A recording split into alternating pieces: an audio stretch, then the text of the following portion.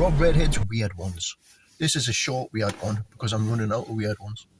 I think I've had enough weird ones for one person to take. Fishing boat, crab fishing, British Columbia, north, south, east, northwest coast of Cumbria, northwest coast of Canada, and southern Alaskan waters. The second most dangerous waters in the world after Cape Wrath. And I was told this fact by the skipper when we were there, you know, rolling up and down skyscraper size waves. The stupidest thing I've ever done. That really, just gives it's the daft, just the stupidest. You talk about using up eight of your 9 lives. I did, and it was only in a fortnight. I thought they were joking, like when they, they were saying, oh, did you hear so and so's boat went down? Aye, they were all killed, all drowned.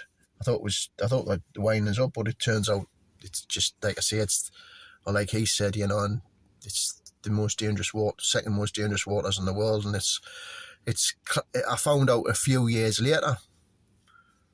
I was just watching a program on the television. It was 100 most dangerous jobs in the world. I was just watching it, and I thought, oh, well, it'd be the army, wouldn't it? And as it went, and it came to number 1. I thought, oh, what's this going to be? And it said crab fishing. I couldn't believe it. And that's just strictly by the amount of deaths.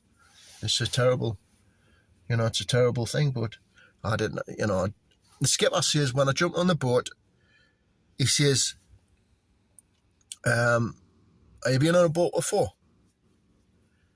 I says, oh yeah. I says, I've, in Britain, we have the North Sea ferries. You go backwards and forwards on the ferry to Europe. I've been on backwards and forwards loads of times, And of course, he's just nodding away, like, because he doesn't know what the fuck North Sea ferries is.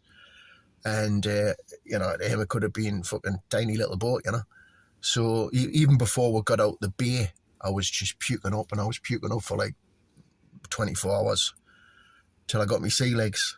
And then it was just hell, even more hell.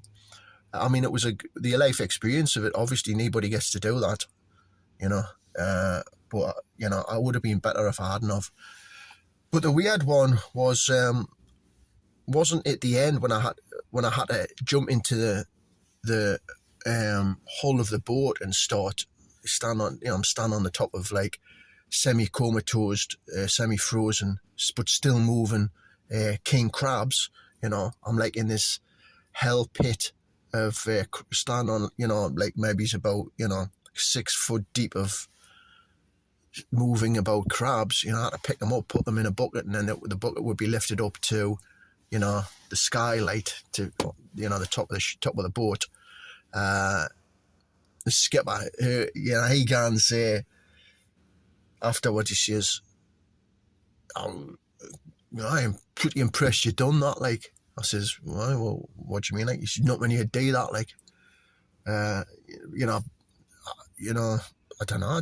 That didn't freak us out, like, I did get fucking bit, like, a big gash through my finger, like. But during it, while it was happening, you have these big cages, and really weird a ton. You had to stack them. I couldn't do it. Like I could get like 3 stacked, and then another fella who was on the boat. There's only 3 where he had to sort of step in and do it, because I physically couldn't do it, and I wasn't strong enough to stack them 6, 7 high. I mean, ridiculous. Like, I mean, you've got to be the Hulk to do that, and they are, these lads, like, and but big round cages, the size of a sort of little trampoline or something like that, or a big trampoline, the size of circumference of a car, basically, a bit wider, length, width-wise, and these baskets big round baskets go to the bottom of the sea. They sit in the bottom of the sea for like 24 hours. They're marked. They come back. The boat comes back. There's little boys on the so they can come and collect the rope and then tow them. These big baskets come back up on a winch, and then the winch comes up, and then I'm there. And for some reason the skipper wasn't there, and the other lad wasn't there. Just a moment on my own, and it comes up, clunk clunk bash. All of a sudden it's there. You have to look how many. Is there 3 or 4, or is it half full of king crabs? When this comes up, there was no king crabs in it, but there was an octopus, and I'd never seen an octopus in real life, but you know it when you see one. So it's an octopus. It's the size of like a large dog, a Labrador or something. The physical mass of its head, sort of thing.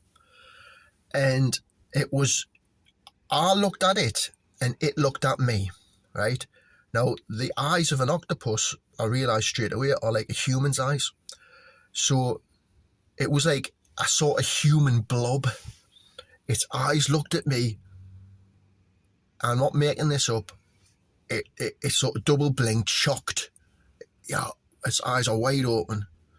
And it pushed itself to the back of pushed itself up against the back of this cage, just as like a human being would do if it saw a monster, and I'm the monster. So it's pushed itself, and then one of its tentacles is hooking around behind it, looking for the opening that it come into. And then I'm just looking at this thing, the intelligence of it, and it's sort of, you could see it had found the opening, and it just slipped out backwards, staring at me the whole time, and it just dropped back into the water and the sea, and that was it. It was gone. And I was just absolutely gobsmacked by the intelligence of it, by the absolute intelligence of it.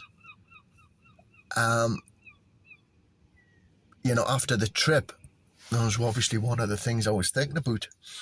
I wasn't so much thinking about the crabs, but it did make us sort of think afterwards about, I know octopuses are supposed to be really intelligent, and if you see them like that, you know they are, like, just by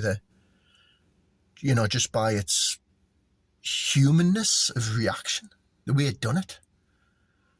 It was remarkable. It was a remarkable little moment, and like I say, afterwards it made us think about, I did go vegetarian for years, afterwards, like,